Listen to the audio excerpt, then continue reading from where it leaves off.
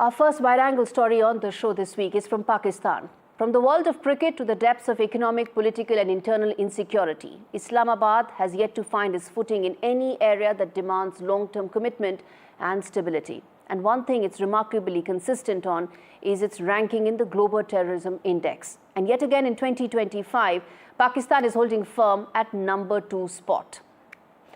On your screens are those graphics that will play out. 5th year in a row, Pakistan has seen a rise in terror-related fatalities. Terror attacks have peaked 45%, largest surge in a decade.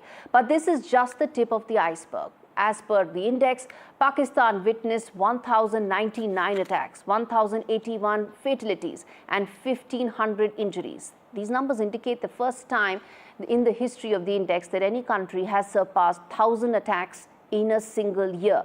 In fact, this sharp increase in violence has primarily been due to the Tehreek-e-Taliban Pakistan, TTP, whose presence has grown very significantly. The group is responsible for 52% of all terror-related deaths in Pakistan. Not only this, the TTP's death toll has risen by 91% from the previous year, but it also became the fastest growing terror organization in the entire region, accounting for 558 fatalities. This surge is a direct result of the Taliban's rise to power in neighboring Afghanistan. It has emboldened militant groups on both sides of the border.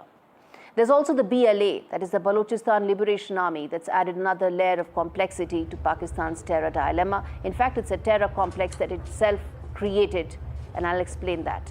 The BLA claimed responsibility for the deadliest attack of 2024. It was a suicide bombing at the Quetta railway station, killed 25 civilians and soldiers. Baloch separatist groups have seized upon the instability because they have been demanding that Pakistan go back on those Chinese-funded projects in the CPEC that violate their sovereignty, their local rights.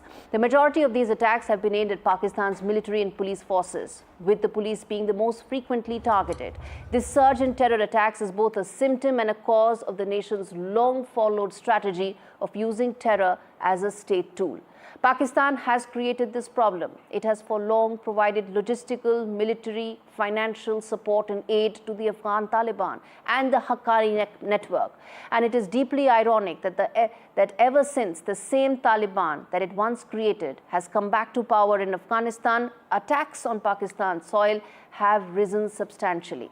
Well, in the words of Hillary Clinton, when you have snakes in your backyard, they will come back to bite you one fine day. And Pakistan is, remember, hemorrhaging from several wounds. There is political instability, there's social unrest, there's an economy in shambles, and this global terrorism index that shows probably the worst is yet to come, because TTP has vowed to hit Pakistan's army's commercial interests and comes after Pakistan Army's December attacks on TTP hideouts.